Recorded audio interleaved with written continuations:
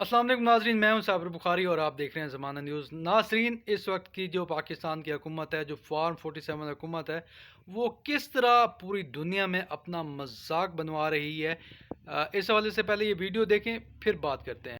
इसमें जनाब खबर ये लिखी गई है, मैं एक्सप्रेस न्यूज़ से आपको पढ़ के सुना देता हूँ कि अमरीकी 62 नुमाइंदगान के ख़त के बाद या उसके जवाब में पाकिस्तान के 160 अरकान पार्लियामेंट ने वज़ीर आज़म शहबाज शरीफ को ख़त लिख दिया और पाकिस्तान के अरकान पार्लियामेंट ने पाकिस्तान की दाखिली सूरत हाल में मुदाखलत पर वज़ीर आज़म को ख़त लिखा है। इमरान खान की इंतशारी सियासत ने मुल्क को मफलूज कर दिया है। ये 160 अरकान पार्लियामेंट का ख़त है और उसमें जनाब कुछ अल्फाज इस्तेमाल किए गए जो नॉर्मली इदारे इस्तेमाल करते हैं या PMLN की क़यादत इस्तेमाल करती है। ये ख़त किसने लिखा और ये ख़त कहाँ पे ड्राफ्ट हुआ, इस ख़त को जब पढ़ूंगा तो आपको आइडिया हो जाएगा कि इसके पीछे दस्तानों में छुपे हुए हाथ कौन से हैं जिनके हाथ में कलम था और उन्होंने ये ख़त लिखा। अच्छा जी, कहते हैं जी कि इमरान खान की इंतशारी सियासत से अगस्त 2014 और मई 2022 में भी मुल्क को मफलूज कर दिया था। वो जेल से इस्लामाबाद और लाहौर में इंतशार और तशद्दुद को हवा देने पर उकसाते रहे। इमरान खान ने डिजिटल दहशतगर्दी से सोशल मीडिया को इंतशार, बदअमनी को हवा देने, रियासत को धमकाने के लिए इस्तेमाल किया है। जनाब इसके बाद इन्होंने कहा जी, पाकिस्तानी मेंबरान ने पार्लियामेंट ने कहा कि अमरीकी कांग्रेस के 62 नुमाइंदगान की पाकिस्तान की दाखिली सूरत हाल में मुदाखलत पर उन्होंने खत लिखा है और एक मखसूस पार्टी के बेबुनियाद सियासी बयानिए पर अमरीकी हुकूमत से तहफ़्फ़ुज़ात का इजहार किया गया है। बहरहाल जनाब खत लंबा है लेकिन इसके अंदर जो चीज़ें लिखी गई हैं वो बहुत पुरानी है और इमरान खान साहब के ऊपर और अमरीका के अंदर जो कुछ हो रहा है या यूरोप में जो हो रहा है उसके ऊपर तहफ़्फ़ुज़ात का इजहार किया गया है। ये जो पार्लियामेंटेरियन हैं जिनकी बड़ी गैरत जागी है कि अमरीकी कांग्रेसमैन ने अमरीका के सदर को पाकिस्तान में इंसानी हकूक़ की खिलाफ वर्जियों के हवाले से खत क्यों लिखा। देखिए, अमेरिका की जो खारजा पॉलिसी है वो इंसानी हकूक़ पे खड़ी है, वो ये बार बार कहते हैं। अमेरिका तो पूरी दुनिया के अंदर यानी वो अफगानिस्तान में ख़वातीन की तालीम के ऊपर भी बात करते हैं और जहाँ जहाँ पे उनके मफादात होते हैं वहाँ पे वो बात करते हैं। अब इंसानी हकूक़ का मामला दुनिया में कहीं पे भी ख़राब होगा, पाकिस्तान को भी बात करनी चाहिए। जैसा कि हम बात करते रहे म्यांमार के बारे में, हम बात करते रहे हैं इंडिया में जो कुछ हुआ उसके बारे में, कश्मीर के बारे में। यानी दुनिया अपने आप को अलग नहीं कर सकती, ये ग्लोबल विलेज है और इंसानी हकूक़ की खिलाफ वर्जियों के ऊपर लोग बात करते हैं। लेकिन हमारे पार्लियामेंटेरियन ने पहली मरतबा इस नौयत का खत लिखा है। मगर कौन कौन से ऐसे वाक़यात हैं जहां पे हमारे पार्लियामेंटेरियन को खत लिखना चाहिए था लेकिन ये खामोश रहे। यानी इनकी गैरत अभी क्यों जागी है। अमेरिकन के तो खतूत की एक भरमार है ना, उनकी तो एक तारीख है, वो तो हमेशा से यही काम करते चले आ रहे हैं। कई दहाइयों से हम उनके खतूत देख रहे हैं, कभी ज्यादा होते हैं कभी कम होते हैं, लेकिन वो पूरी दुनिया के अंदर इंसानी हकूक़ की खिलाफ वर्जियों पे कंसर्न शो करते हैं। अमेरिकन का तो ये एक पैटर्न है पूरा, पाकिस्तानियों का कोई पैटर्न नहीं है। तो जो पाकिस्तान के पार्लियामेंटेरियन है, वैसे भी ये जाली फॉर्म 47 वाले हैं। ये सारे वो लोग हैं जिन्हें इमरान खान ने जेल से बैठकर शिकस्त दी थी। ये सारे वो लोग हैं जो 40-40, 50-50 और 70-70 हज़ार वोटों की लीड से इलेक्शन हारे हुए हैं। इनके पास जाली फॉर्म 47 है और मैं शर्तिया आपको ये कह रहा हूं कि इनमें से बेशतर अफराद ने इस खत को पढ़ा ही नहीं है और इन्हें पता ही नहीं है कि इसके अंदर क्या लिखा हुआ है। बस इन्हें कहा गया कि यहां कुगी मार दो तो इन्होंने वहां पे दस्तखत कर दिए हैं। बहरहाल इन पार्लियामेंटेरियन ने क्या कभी खत लिखा पाकिस्तान के वजीर आजम को कि पाकिस्तान में ड्रोन हमले क्यों हुए, हजारों लोग शहीद हुए और लगातार पाकिस्तान के अंदर बड़ी तादाद में ड्रोन हमले हुए, लेकिन इन पार्लियामेंटेरियंस ने कभी खत नहीं लिखा। अमरीकी जंग का पाकिस्तान हिस्सा बना अवामी मर्जी के खिलाफ, कभी खत नहीं लिखा। इसराइली मुखालिफ मुजाहिरीन जो है, जो इसराइल के खिलाफ एहतजाज करने निकलते हैं उनके जुल्म के खिलाफ, उन पर पाकिस्तान में तशद्दुद किया गया, इन्होंने कभी खत नहीं लिखा। नवाज शरीफ ने पाकिस्तान जो महंगी बिजली बनाता है वो बिजली सस्ते दामों भारत को देने का फैसला कर लिया और ऐलान किया, इसके ऊपर उन्होंने खत नहीं लिखा। भारत के वजीर दिफा को पाकिस्तान का वजीर दिफा जवाब देने में लगातार नाकाम है और भारत हर थोड़े दिन बाद पाकिस्तान के ऊपर अटैक करता है बयानात की हद तक, इस पे इन्होंने कभी खत नहीं लिखा। पाकिस्तान ने अमेरिका को फौजी अड्डे क्यों दिए, इस पे इन्होंने कभी खत नहीं लिखा। ब्लैक वाटर और दीगर तंजीमें पाकिस्तान से क्यों ऑपरेट करती रही, कभी खत नहीं लिखा। रेमंड डेवस दिन दहाड़े पाकिस्तान में कत्लेआम करके इतने आराम से पाकिस्तान से कैसे चला गया, कभी खत नहीं लिखा। जनरल बाजवा के दौर में अमेरिका में जो लॉबिंग की गई पाकिस्तानियों के पैसे से, सरकारी पैसे से, वो जब हुई तो कभी इन्होंने खत नहीं लिखा।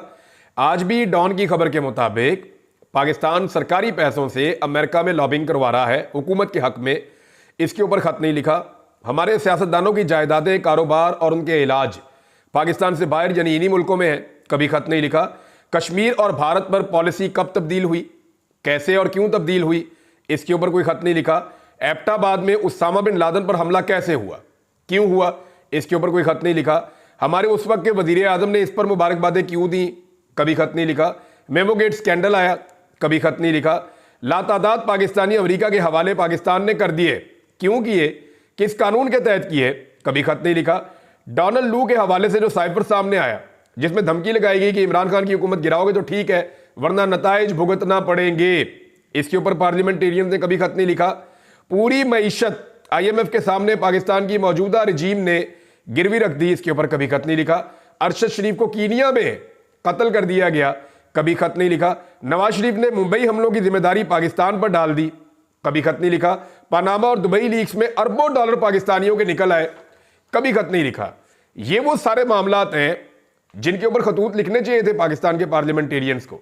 मैं आपको इस तरह के 100 मामलात और लिख के बता दूंगा, बोल के भी बता दूंगा, लेकिन कभी भी इन पार्लियामेंटेरियंस की गैरत नहीं जागी, इन्होंने कभी खत नहीं लिखा। आज ये खत क्यों लिख रहे हैं, इसकी आप जरा वजह समझिए। खत लिखने की वजह यह है कि ये जाली फार्म 47 के ऊपर सारे MNA बने हुए हैं और इन्हें पता है कि जेल में बैठा हुआ आदमी किसी वक्त भी इनसे इक्तदार छीन लेगा और ये आइंदा कभी MNA बनने के काबिल भी नहीं रहेंगे। इनके नस्लों की सियासत वो तबाह कर चुका है, लिहाजा ये अपने सर्वाइवल के लिए हर वो काम कर रहे हैं जो इनसे कहा जा रहा है। खत किसी और ने लिखा और दस्तखत जनाब सबसे करवा लिए गए, और वैसे भी इनके खत की औकात क्या है, खत की औकात क्या है, ये तो जाली असेंबली है, ये तो जाली फार्म 47 के ऊपर आए हुए हैं, तो इनके खत की वैसे भी कोई औकात नहीं है। और आलमी सतह पे आप देख लीजिए अपनी औकात, ये वो पार्लियामेंटेरियन है जो अपने वजीर आजम से नहीं मिल सकते, और उस वजीर आजम की हालत ये है कि जहां अमेरिका में खत लिखा गया, ये उन खत लिखने वालों से आपका वजीर आजम नहीं मिल सकता। तो हालत तो पाकिस्तान की ये है। अब कुछ और खबरें हैं वो मैं आपके साथ शेयर कर देता हूं। नंबर 1, चीन और पाकिस्तान के हवाले से एक चीज का इजहार किया जा रहा है। यहां पे तारिक हबीब साहब का एक ट्वीट है, वहां से मैं आपको पढ़ के सुना देता हूं कि एक्चुअली इसके पीछे जो कहानी बयान की गई है वो कहानी है क्या। ये कहानी जो है वो जर्नलिस्ट है तारिक हबीब साहब, उन्होंने बयान की है। इससे पहले ये कहानी जो है वो मैंने सुनी नुसरत जावेद साहब से भी।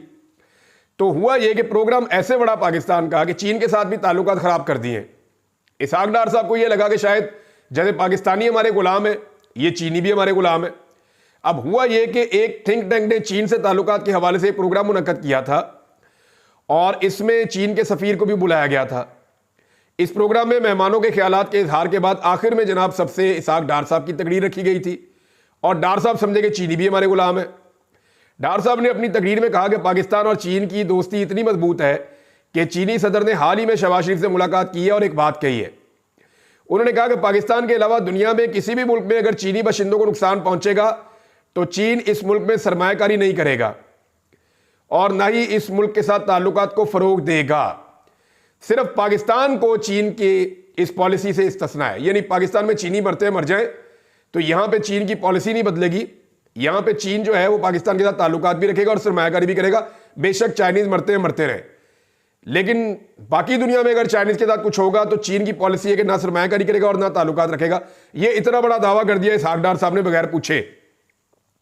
डार साहब की तकरीर के बाद जो है प्रोग्राम खत्म होना था, मगर चीनी सफीर ने इजाजत लेकर दोबारा स्टेज पर आए और वाज़ेह अल्फाज में कहा कि चीनी सदर ने अपने मुल्क के बाशिंदों के तहफ़्फ़ुज़ के लिए किसी इकदाम से गुरेज नहीं करेंगे और इस हवाले से जो पॉलिसी होगी इससे किसी भी मुल्क को इस्तिस्ना हासिल नहीं है।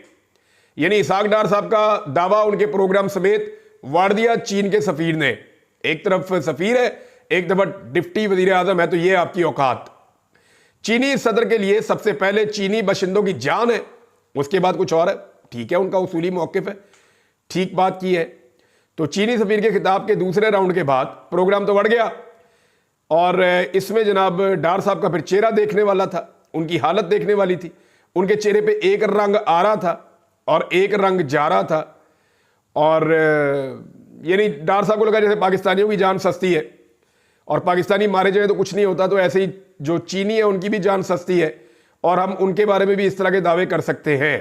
नाज़रीन, पाकिस्तान के दफ्तर खारजा ने इसके ऊपर हैरत का इजहार किया बाद में, क्योंकि मौके पे तो डार साहब का मुंह बंद हो गया था और पाकिस्तान में चीन के सफ़ीर का बयान हैरानकुन है, जो दोनों ममालिक के सफारती ताल्लुकात की अक्कासी नहीं करता।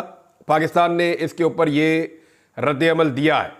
मरियम नवाज साहिबा ने एक और दावा कर दिया और अपने वालिद को लेकर, अपनी पॉलिटिकल पार्टी को लेकर वो बार बार ये दावा करती हैं। अगर ये मुखालिफिन भी कह रहे हैं कि नून लीग की हवा चल पड़ी है, तो मुखालिफिन वाकई ये कह रहे हैं कि नून लीग की हवा चल नहीं पड़ी, नून लीग की हवा निकल गई है। नून लीग के गुब्बारे में जाली फार्म 47 के साथ जो हवा भरी थी पाकिस्तान के इदारों ने और सहूलतकारों ने मिलकर, वो हवा अब निकलने का टाइम हो गया है। ये गुब्बारा पंचर हो गया है और अभी कभी इस तरफ जा रहा है, कभी इस तरफ जा रहा है। इन्हें समझ नहीं आ रही कि ये अपने गुब्बारे को संभालें कैसे। वजह यह है कि ये अदलिया के साथ जो खिलवाड़ करना चाहते थे वो करने में बुरी तरह नाकाम रहे। सिर्फ पाकिस्तान तहरीक इंसाफ इकट्ठी होकर और यकमुश्त अवामी सपोर्ट के साथ एक तहरीक चलाएगी तो सूरत बदल जाएगी। अलीमा खान साहिबा ने एक बड़ी इंपॉर्टेंट बात की है। उन्होंने ना डोनाल्ड ट्रंप के इलेक्शन को लेकर, बहुत सारे लोग बहुत जज्बाती हो जाते हैं, लेकिन उससे फर्क पड़ेगा, लेकिन इंटरनेशनल फ्रंट है ना।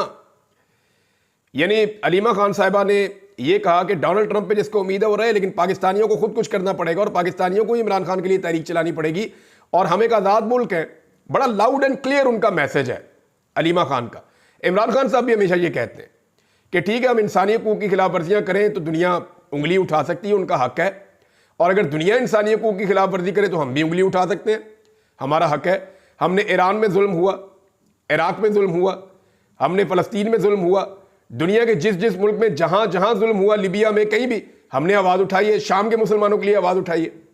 तो इसी तरह ये आवाज़ उठाना सबका हक होता है, और अगर हम जुल्म करेंगे तो जो मुहज़्ज़िब दुनिया है वो भी आवाज़ उठाएगी, जो कुछ इस वक्त पाकिस्तान में हो रहा है। तो नाज़रीन, इसमें ओवरसीज़ पाकिस्तानी जो है उनके पास ऑप्शन महदूद होती हैं और वो वही कर सकते हैं जिन मुल्कों में वो मौजूद हैं कि वो खारजी तौर पर पाकिस्तान के ऊपर दबाव डलवाएं कि पाकिस्तान में जमहूरियत होनी चाहिए, आज़ादी इज़हार राय होना चाहिए, इंसानी हकूक़ का एहतराम होना चाहिए, जुल्म और ज़्यादती बंद होनी चाहिए, नाइंसाफ़ी बंद होनी चाहिए।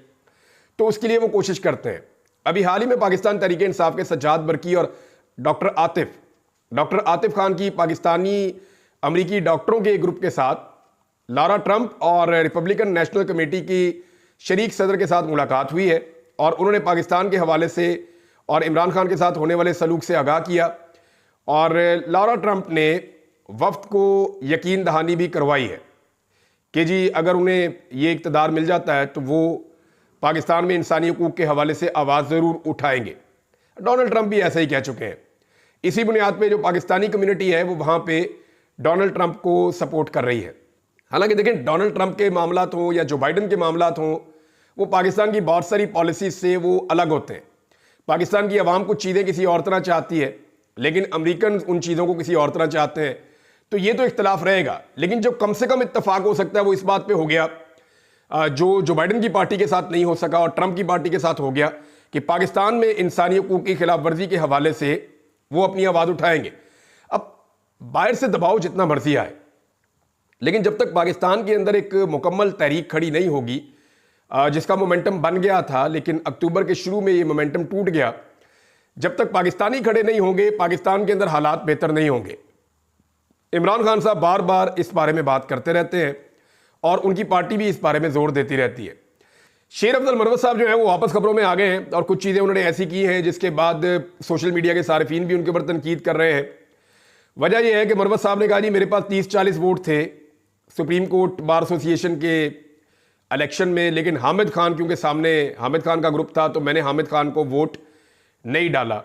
इस पे सोशल मीडिया सारिफीन ये कह रहे हैं कि आपको इस बात का अंदाज़ा भी है कि आपने अगर वोटर्स को रोका है या अपने इन्फ्लुएंस को इस्तेमाल किया है हामिद खान के उम्मीदवार को हराने के लिए, तो आपने दूसरी तरफ फ़ायदा दे दिया है आज़म नज़ीर तारड़ साहब और एहसन भून साहब को और हुकूमत को कि उनका ग्रुप कामयाब हो जाए।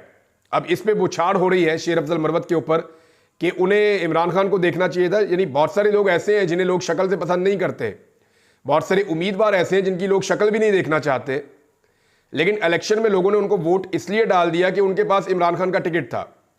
लोगों को लगा कि यार ये जैसा भी है। शेर अफजल मरवत साहब के अपने वोट कितने थे, कभी वो गिन के देख लेना कि जब माजी में कभी उन्होंने इलेक्शन लड़ा इमरान खान के बगैर तो उनके अपने वोट कितने थे, तो उनके तो वोट उतने ही होंगे। लेकिन जब वो इमरान खान के टिकट के साथ गए तो फिर उनके वोट कितने बढ़ गए। तो लोगों ने उन्हें वोट नहीं डाला, लोगों ने इमरान खान को वोट डाला। तो शेर अफजल मरवत साहब ये फॉर्मूला कैसे भूल गए, बहुत सारे लोग ये सवालात उठा रहे हैं। सलमान अकरम राजा साहब ने शेर अफजल मरवत साहब के हवाले से कहा कि शेर अफजल मरवत को आखिरी मौका दे रहे हैं, अगर बाज ना आए तो कार्रवाई होगी। और यानी वो कह रहे हैं जी अगर वो पार्टी में कोई किरदार अदा करना चाहते हैं तो हम उन्हें एक मौका दे रहे हैं, लेकिन अगर उनकी जानिब से नज़्म ज़ब्त का मुजाहरा ना किया गया तो हम उनके खिलाफ कार्रवाई करेंगे। शेर अफजल मरवत साहब का जवाब भी आया, सख्त जवाब है कि जनाब मैं आपको जवाब दे ही नहीं हूं। और वो डायरेक्टली समझते हैं कि वो इमरान खान को जवाब दें, लेकिन जब आप एक पॉलिटिकल पार्टी में होते हैं, एक सिस्टम में होते हैं, तो फिर आपको उस पॉलिटिकल पार्टी की पॉलिसी को फॉलो करना पड़ता है और आपको मिलकर चलना पड़ता है बाकी सब लोगों के साथ।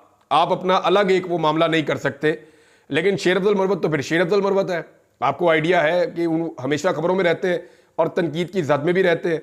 पाकिस्तान तहरीक इंसाफ के अंदर धड़े हैं मुख्तलिफ, कोई उन्हें सपोर्ट करता है और कुछ धड़े उनकी मुखालफत भी करते हैं, और वो ये कहते हैं कि शेर अफजल मरवत साहब को डिसिप्लिन के अंदर रहना चाहिए। अब ये वोट ना डालना जो है या इस किस्म का दावा करना, ये बड़ी अजीब चीज़ है। उनका एक और बयान भी आया था कि नवाज शरीफ जब तक नहीं चाहेंगे इमरान खान बाहर नहीं आएंगे, तो मैं इससे इत्तफाक नहीं करता।